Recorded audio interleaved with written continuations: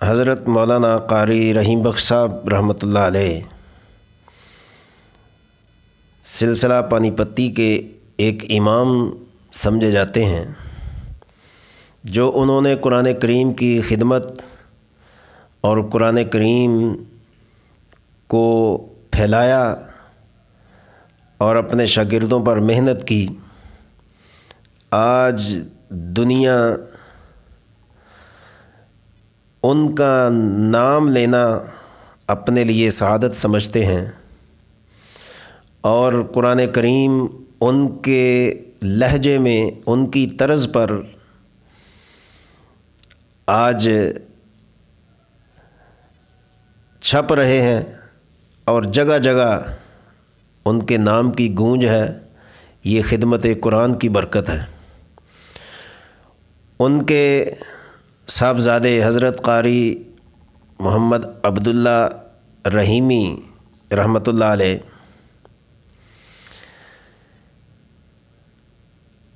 وہ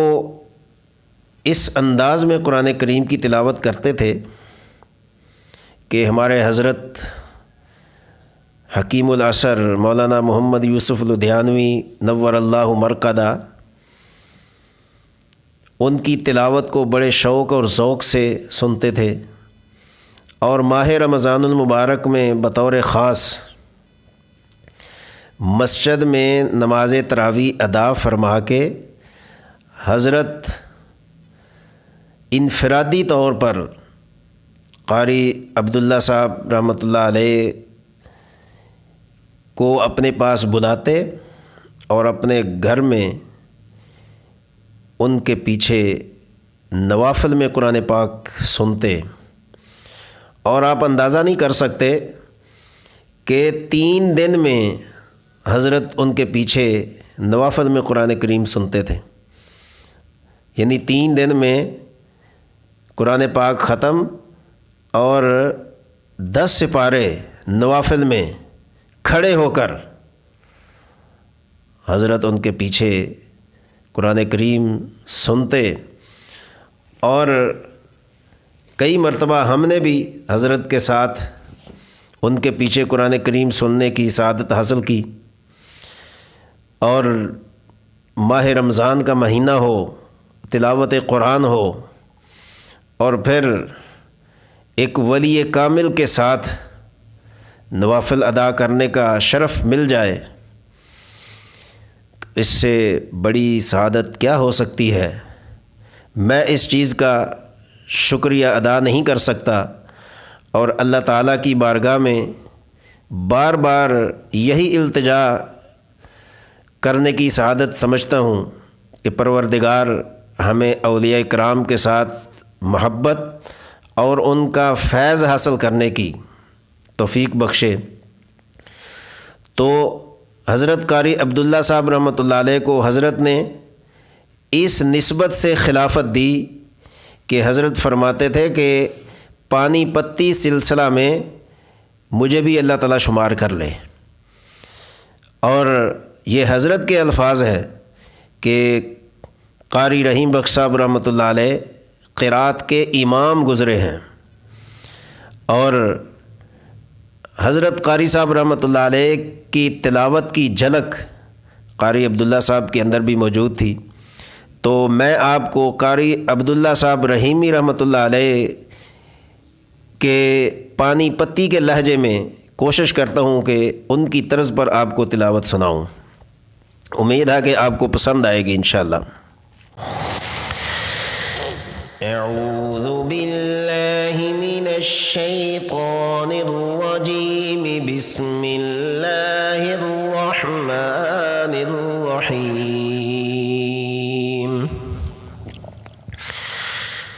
وقال الذین کفروا لا تسمعوا لهذا القرآن والغوا فیہ لعلکم تغلبون۔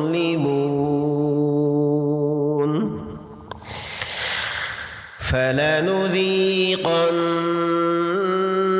الذين كفروا عذابا شديدا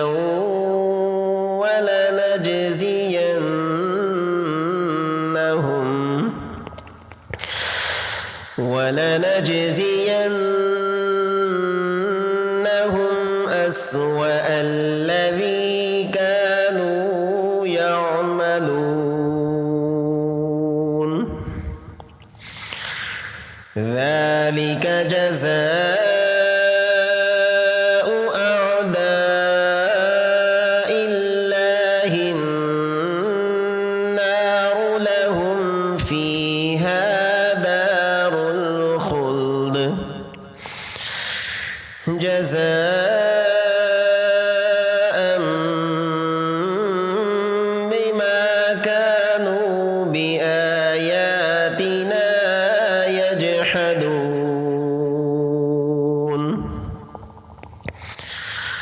وَقَالَ الَّذِينَ كَفَرُوا رَبَّنَا أَرِنَا الَّذَيْنِ أَضَلَّانَا مِنَ الْجِنِّ وَالْإِنسِ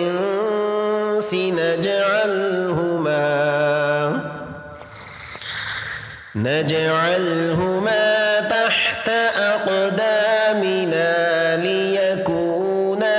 مِنَ الْأَسْفَلِينَ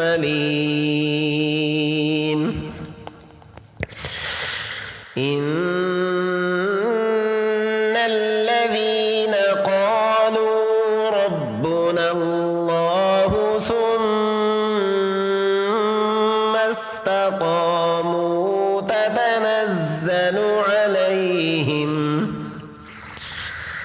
تتنزل عليهم الملائكة ألا تخافوا ولا تحزنوا